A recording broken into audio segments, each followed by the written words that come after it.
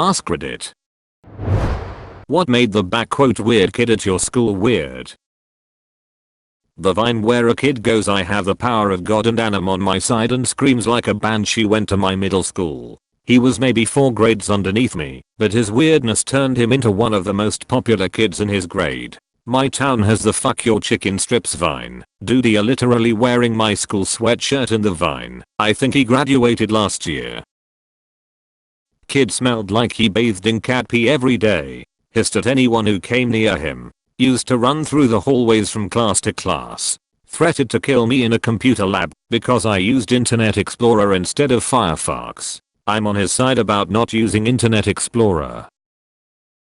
She was a furry who tried recruiting people into her newly founded furry religion, where the type of furry you were spiritually was based on your birthday, like some fucking astrology BS.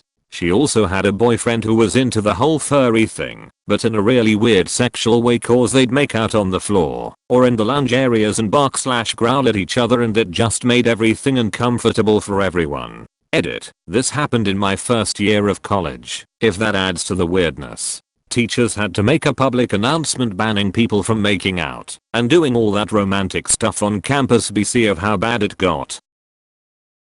There was a kid in my school who was obsessed with Mario. He had Mario sweatshirts and notebooks and a Mario backpack. Well, someone figured out that if you told him Mario is dead, he'd flip, scream and cry "fuck you, no he's not" every time. He got in trouble multiple times for attacking kids who said anything about Mario dying, even if they were talking about in the context of Smash Brothers or something. This happened 8th-10th grade, then I never saw him again. Luigi. Had one girl in my year who had a weird obsession with our physics teacher. Then in a lesson learning about spinning forces, she asked if she could show a cool video to the class. He said yes. The video was of her spinning on a pole in her underwear. When he sent her out, she was yelling the whole way, "Why are you saying that pole dancing is sexual? Cause that's sexist." She wore butt-skimming skirts with fishnet tights and corsets on non-uniform day as well. Always got sent straight home. They ended up expelling her when we were about 17. Mustard boy. I'll never forget him. He would cover his lunch tray in mustard. Chicken nuggets, mustard. Mexican pizza, mustard. Breakfast for lunch, mustard. It didn't matter what it was, he would drench it in mustard. He wasn't doing it just to make a mess of his lunch tray. He always finished his mustard food. He would jack off in the middle of class. He didn't actually pull it out, but he would aggressively rub the side of his pants and his face would get really red while staring at the girls in the class. Everybody noticed, but a word was never spoken about it. I knew a kid that would do that during math class while reading a book about kayaking. It was really distracting. Oh yeah, look at that hot red kayak. He was on a hair trigger, would snap and threaten people. Suspended multiple times. 2 memorable incidents were when we freaked out at an art teacher, went to his locker, and came back with a bullwhip. He made that thing snap and sent everyone running. She barricaded herself in the supply room. Another time someone made the mistake of teasing him about something and everyone laughed, and he pulled a knife and screamed, "Who wants to be the first to die?" He was expelled, and I'm not sure what became of him. Imagine sitting in class thinking the weird kid is gonna retrieve his gun, but instead brings a fucking bullwhip. You went to school with Indiana Jones. I had a few. One was obsessed with Asian culture, kind of random, since we lived in a very rural community in Canada with little connection to the outside world, let alone to Asia, and would lose her mind if anyone said anything remotely negative about it. It started out as mainly just a fixation on Pokemon, anime, and K-pop, but quickly branched out to all things Asian. She once hit me with a textbook because we were discussing M. Butterfly in class, and I said that I didn't like it. This was at age 16. Another kid used to pick his nose until it bleed and then go home because he had a nosebleed. He would also eat the boogers. We were all surprisingly chill about that part of his personality. The thing we all hated most about this kid is that he would lie about the most random stuff. Like he would deny that he got hit when playing dodgeball or caught when playing tag on the playground. One time my neighbor made me a little inukshuk glued to a piece of driftwood, and I brought it to school to show the class. This kid picked it up in front of everyone, immediately dropped and broke it, and then denied that it was him that broke it, even though we had all literally watched him do it. He cried when we continuously called him out on it. This was also at age 16. Edited to added that the lying kid one time broke his arm and came to school in a sling. The next day the sling was on the opposite arm. Even the teacher called HM out on that one. I had a girl hiss at me in 5th grade. Hadn't seen her in about 16 years. Recently went to a party she was attending. She asked if I remembered her and said boy howdy. She hissed again. I always knew she was weird. So she was 25 to 26 when she hissed at you the second time. Yes, I had a locker above his and he always yelled something stupid. The most common phrase was I got balls in my face. He also somehow brought koala poop to the school. Edit. There was a possibility that it really wasn't koala poop, but it was small brown pellets in a small bag with a koala on it. He whistled don't worry be happy. Always. Man just had a hell of an earworm for 4 years. He would have full conversations, arguments, and sometimes physical altercations with a brick column in the middle of the cafeteria. Who usually won? I don't think anyone won those. They usually made up though as they would chat like normal the next day. That poor column was stuck in an abusive relationship for at least 4 years.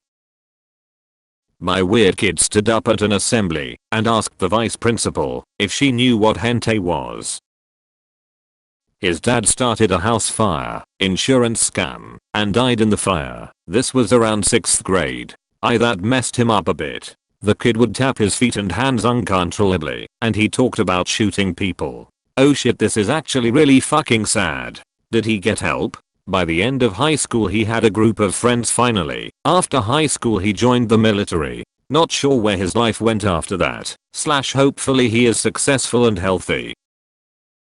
He wrote his crush's name on the wall in the bathroom with his own shit. They caught him brown-handed. Also would freak out if someone said werewolf. They thought they were an immortal vampire and walked around talking and acting the part. Yeah, I knew a homeschool kid who was convinced he was Spider-Man. Like he'd try to climb up walls and flick his wrists to fling web. If you didn't play along he would run crying to his mom. Edit. My mom was casual friends with his mom, so that's how we met. I vaguely remember other experiences with this kid. I didn't get along with him, that's putting it nicely. We basically hated each other, but my mom forced me to go to his birthday party. We had to play hide and seek, but were told by his mom that we had to purposefully let him find us. He also had an older brother that would run off into a corner and cry over the slightest provocation.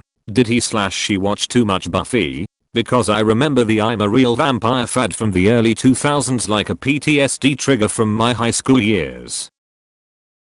He was caught eating berries off of a tree branch in a compost trash can in 5th grade.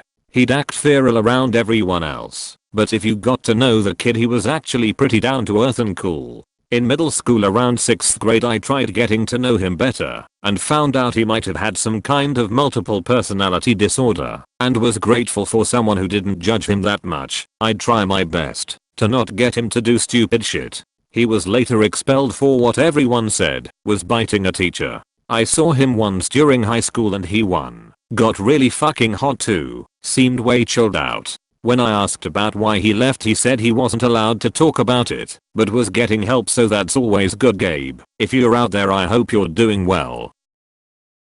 He gave himself a swirly because nobody ever got one in the 3 years he was there. Edit. Forgot to mention, it was in the urinal. His go-to excuse for not having homework finished was that he was traveling, even though he was at every class, and he never paid attention to anything but his fidget spinner, unless he was talking. The way he spoke, he knew everything there was about creative writing, yet his submissions consisted of plots ripped off directly from anime. I don't think you understood him. When he said traveling he meant through time. He keeps going back to the past, writing great stories to submit for class, and before he returns to the present he trips over an uneven brick and his original story flies out of his hand and is found by a Japanese man who turns it into an anime. Probably.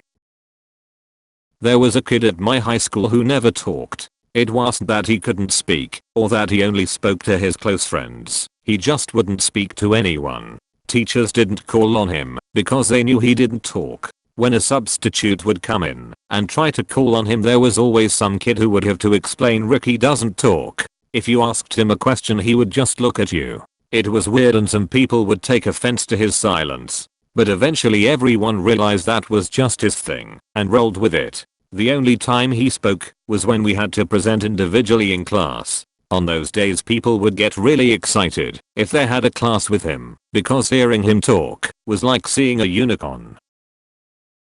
He always carried around a briefcase but never opened it. Sat on the briefcase during lunch, classes, etc. It was like the nuclear football, always in his hand, or he was sitting on it. He carried it onto the stage during graduation, got his diploma. Right as he was leaving the stage, he opened it up and dumped a bunch of confetti on the principal. I guess it was the long con? No one questioned why he was carrying it on stage. Okay, if that was the real reason he brought it, that kid is epic.